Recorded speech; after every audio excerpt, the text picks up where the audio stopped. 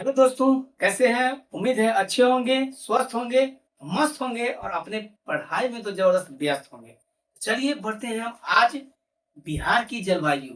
थोड़ा-सा बिहार का इम्पोर्टेंट प्रश्न है, जो बिहार के बारे में, जलवायु के बारे में, मौसम के बारे में, ऋतु के बारे में थोड़ा-सा आज जानकारी देने आए हैं और आज हम एक भी ट्रिक बताने वाले नहीं हैं।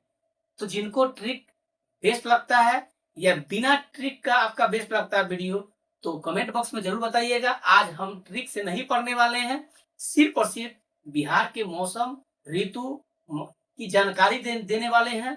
तो आपको अगर ट्रिक की वीडियो चाहिए तो कमेंट बॉक्स में बताइए, ऐसे ही वीडियो चाहिए तो भी कमेंट बॉक्स में बताइए। चलिए देखते हैं ट्रिक से याद होता है या बिना ट्रिक से भी याद होता है। रटना कितना कितना मेहनत का चीज होता है वो भी आपको आज पता चल जाएगा। तो सिर्फ आज बिना ट्रिक बताए हुए आपको हम सिर्फ आपका कॉन्सेप्ट बताने वाले हैं, जानकारी देने वाले हैं। चलिए बढ़ते हैं। जिनको लगता है कि बिहार को जो जितने भी हम पढ़ा रहे हैं लगभग हम ट्रिक से पढ़ा है, तो आज हम ट्रिक तो नहीं बताएंगे। देखिए कितना याद होने में दिक्कत होती है। चलिए कुछ आप लोग अपना से भी दिमाग लगाइए। चलिए बिहार की जलवायु, बिहार की जलवायु सबसे पहला प्रश्न, एक क्वेश्चन इंपॉर्टेंट क्या है? बिहार की जलवायु कैसी है? तो शीतोष्ण मानसून है। क्या है? शीतोष्ण मानसून।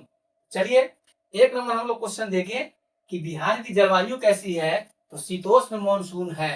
शीतोष्ण मानसून है ना। हम लोग जब भूगोल पढ़ेंगे चैप्टर एनसीईआरटी, तो उस समय देखेंगे कि भाई शीतोष्ण क्या होता है, उपोष्ण क्या होता है, उष्ण क्या होता है, शीत क्या होता है। ये होता है आपका जलवायु। बताएंगे कि हर 33 साल की वो डिटेल्स बताएंगे एनसीईआरटी की जब भूगोल पढ़ाएंगे उस समय। अभी सिर्फ समझिए कि बिहार की जलवायु कैसी है, शीतोष्ण मानसून है। ठीक है।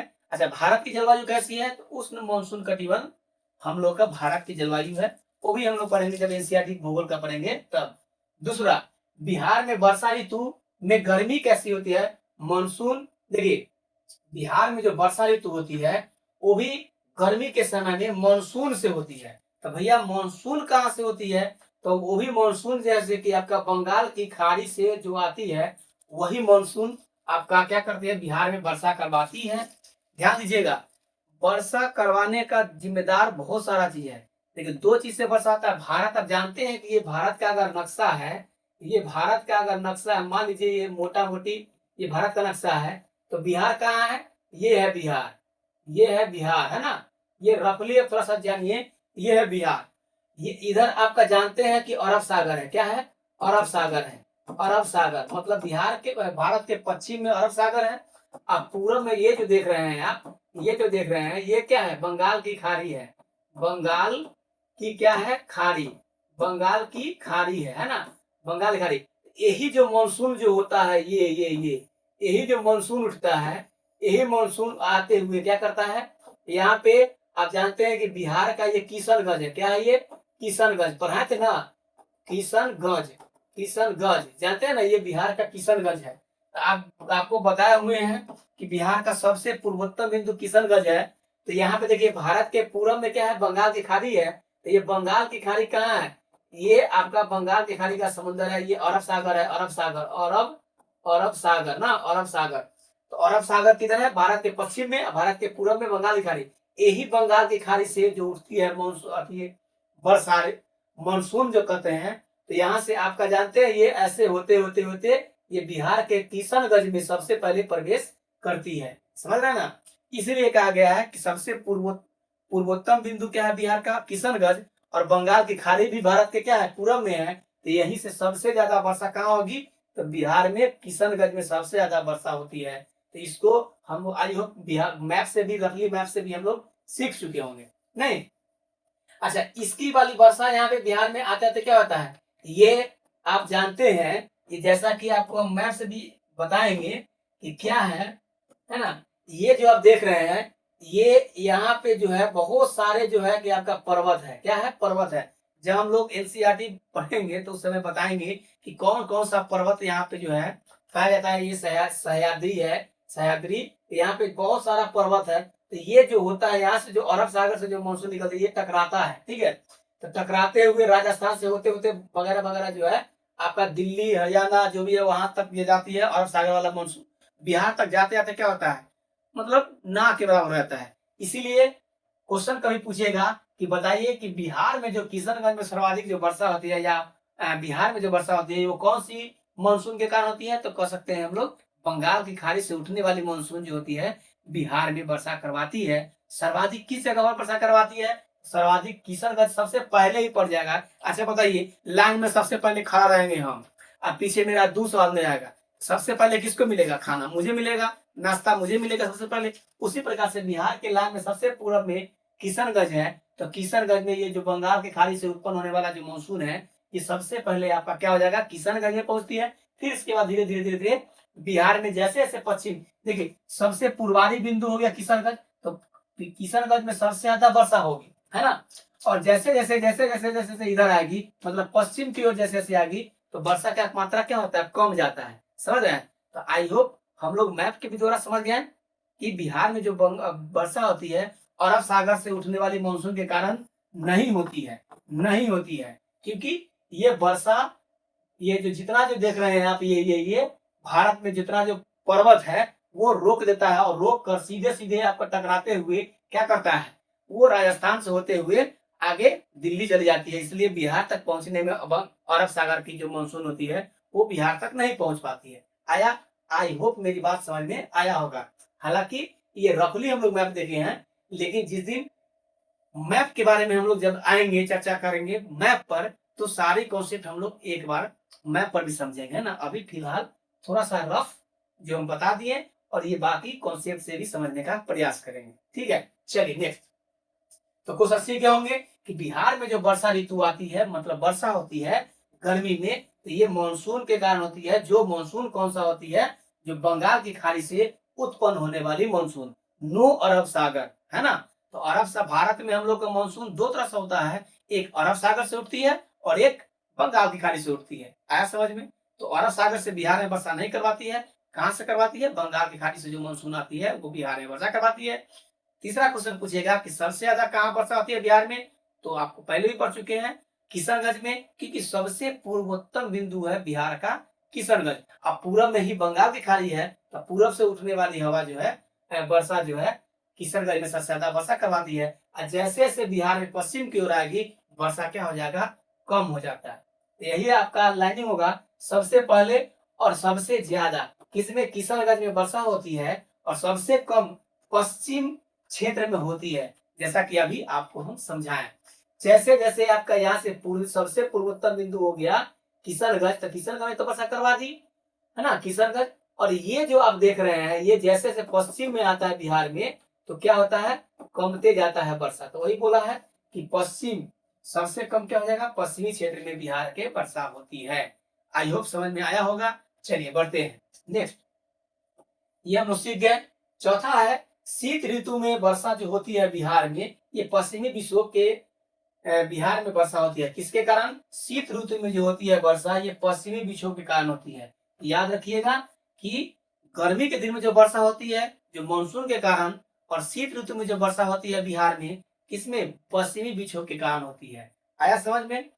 अगर आप लोगों को कंफ्यूजन थोड़ा सा होता होगा, पश्चिमी विक्षोभ क्या होता है, तो पश्चिमी से चलने वाली जो हवाएं होती है उसके कारण जो वर्षा होती है वो उसको कहते हैं पश्चिमी विक्षोभ, है ना। ये ज्यादा ऊंचाई पर नहीं होती है। सिंपल से याद रखिएगा कि पश्चिमी विक्षोभ के कारण जो वर्षा होती है वो शीत ऋतु में होती है बिहार में, और गर्मी में वर्षा जो होती है बिहार में जो मानसून के कारण होती है, वो कौन सा मानसून, तो कहिएगा बंगाल की खाड़ी से आने वाला मानसून जो होती है वो गर्मी के दिन में वर्षा करवाती है, आपका गर्मी ऋतु में वर्षा करवाती है। और ठंडा, मतलब ठंडा ऋतु में या कहिए शीत ऋतु में जो वर्षा करवाती है, ठंडा के दिन में जो वर्षा करवाती है बिहार में, कभी कभी देखे होंगे कि ठंडा के दिन में ये वर्षा हो जाता है, तो वो कौन सा, किसके कारण होगा, तो पश्चिमी विक्षोभ के कारण होता है। आया समझ में। आई होप ये क्लियर हो गया होगा।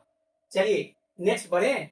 ये आज हम लोग क्या करने वाले हैं, ट्रिक से समझने वाले नहीं थे, क्योंकि ये ट्रिक हर जगह ट्रिक कॉन्सेप्ट काम नहीं करता है ना, कुछ समझने वाला भी सेंस पर भी निर्भर करता है।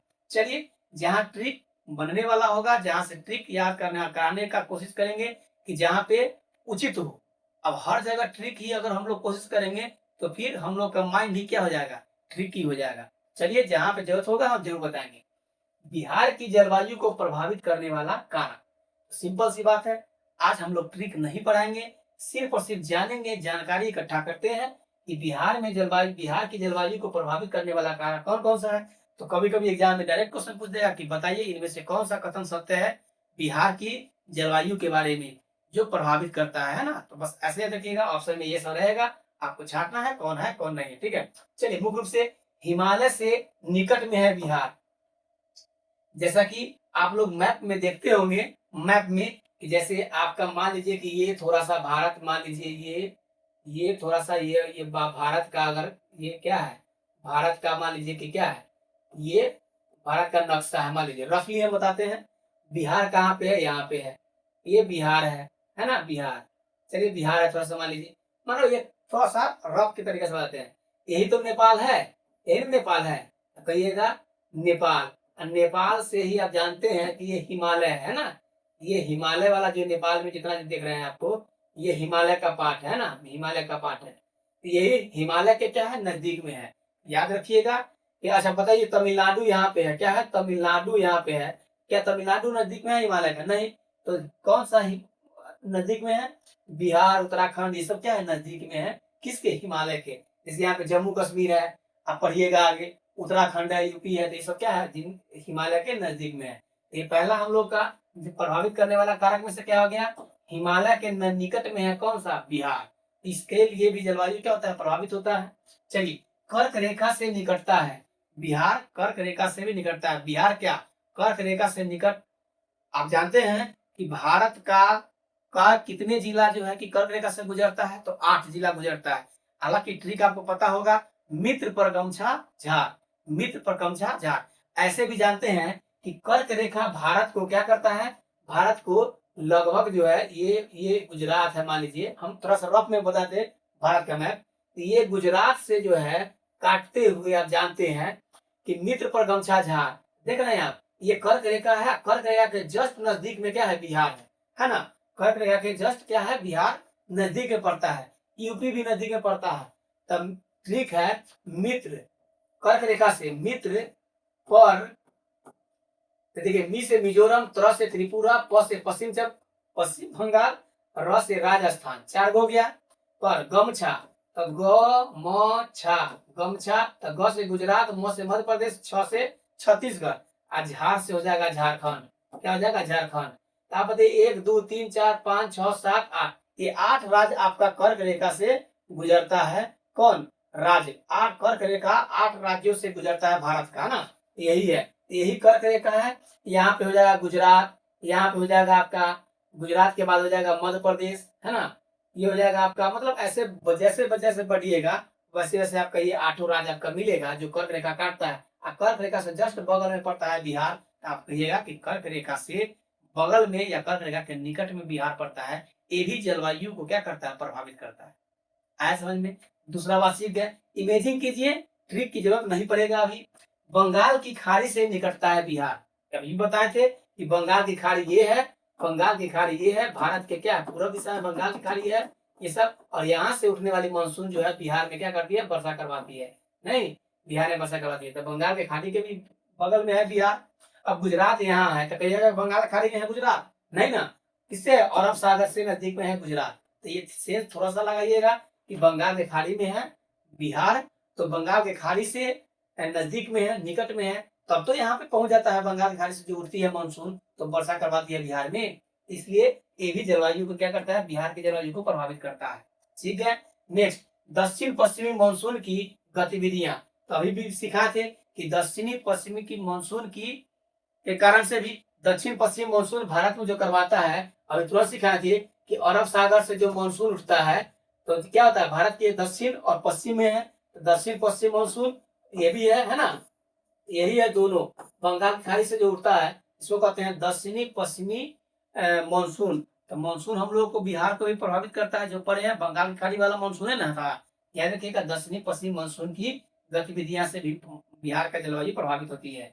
चलिए आगे देखिएगा, उत्तर पश्चिम हवाएं और गर्म हवाएं भी क्या होती है, यहाँ पे बिहार की जलवायु को प्रभावित करती है। तो ये 5 आपने देखा कि बिहार की जलवायु को प्रभावित करने वाला कारक है। ठीक है, आई होप। चलिए, इसमें कोई ट्रिक नहीं, सीधे सीधी बात, कॉन्सेप्ट। ठीक है, बढ़ते हैं आगे। तो ये थोड़ा सा आप लोग को रफ समझाए थे, फिगर से थोड़ा सा समझने का प्रयास कीजिएगा। नेक्स्ट चलिए थोड़ा सा देख लेते हैं बिहार के ऋतुएं। तो ऋतुएं क्या होता है, बिहार में 4 ऋतुएं होती है, जानते हैं। जैसा कि आप गर्मी ऋतु पढ़े होंगे, वर्षा ऋतु पढ़े होंगे, शरद ऋतु पढ़े होंगे और शीत ऋतु पढ़े होंगे। ये शरद ऋतु है, जानते हैं ना, शरद ऋतु, शरद शरद ऋतु पढ़े होंगे आप लोग। शरद ऋतु तो वही है, गर्मी, वर्षा, शरद और शीत, मतलब ठंडा ऋतु जो भी कहते हैं, शीत का दिन जो होता है सो। तो गर्मी ऋतु थोड़ा सा जान लीजिए कि मध्य मार्च से मध्य जून तक। आप जानते हैं कि फरवरी तक लगभग तो ठंडा रहता है, इमेजिन कीजिए, रटिए नहीं, समझिए। फरवरी तक तो लगभग ठंडा रहता है। होली जैसे ही मार्च में आता है तो वहां से मध्य मार्च में लगभग होली होता है, तो होली से लगातार जो है जून तक, जब तक कि वर्षा नहीं होता है। आप जानते हैं 5 दिन को केरल में वर्षा चालू हो जाता है। तो जून जो हो गया, मध्य जून तक आप जान गए कि फरवरी तक लगभग बिहार में ठंडा रहता है। और क्या होता है, मार्च लगभग मध्य मार्च से मध्य जून तक क्या हो जाएगा, पूरा खूब गर्मी बढ़ेगा ना, खूब गर्म। ये हो जाएगा गर्मी का ऋतु, ये हो जाएगा मध्य मार्च से मध्य जून तक। वर्षा 9 के बराबर होती है। 8 से 16 किलोमीटर प्रति घंटा लू की 3 महीना तक क्या होता है, चलता है। 8 से 16 किलोमीटर प्रति घंटा की रफ्तार से बिहार में लू चलता है। किस तिथि को, तब मध्य मार्च से मध्य जून तक। ये 3 महीना लगभग जो होता है समय गर्मी का होता है, वहां पे 8 से 16 किलोमीटर प्रति घंटा की रफ्तार से लू चलता है बिहार में। कब से कब तक, मध्य मार्च से मध्य जून तक। कहानी खत्म हो गया। आप जान गए गर्मी ऋतु, जान गए किस महीना से किस महीना तक, 3 महीना लगभग गर्मी होता है।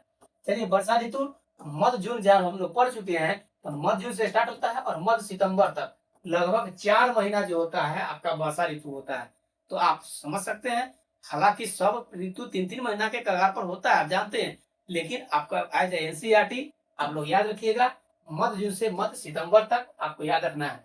शरद ऋतु मात्र 2 महीना होता है।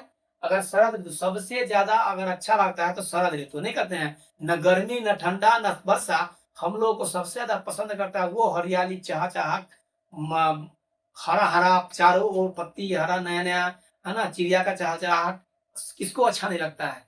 तो अगर 3 महीना 4 महीना होता तो कितना मजा आता। तो ऐसा नहीं होता है, मात्र 2 महीना होता है शरद ऋतु, जो मध्य अक्टूबर से मध्य नवंबर तक, या कह सकते हैं मध्य सितंबर से मध्य नवंबर तक, जिसको कहते हैं ये अक्टूबर से नवंबर तक लौटती हुई मानसून भी कहते हैं इसको। हम लोग जब एनसीईआरटी पढ़ेंगे उस समय पढ़ेंगे कि भारत में ठंडा ऋतु में जो है, ठंडा के दिन में या ठंडा ऋतु में आपका लौटती हुई मानसून के कारण आपका वर्षा होती है। और वो जैसे सबसे ज्यादा तमिलनाडु के तट पर, कोरोमंडल तट पर होता है वर्षा। तब जानते हैं लगभग जनवरी के महीना में वर्षा होती है, ठंडा ठंडा ऋतु में ना, शीत ऋतु में। ये 2 महीना होता है कौन सा, शरद ऋतु। शीत ऋतु तो सब जानता है कि मध्य दिसंबर से लेकर मध्य मार्च तक।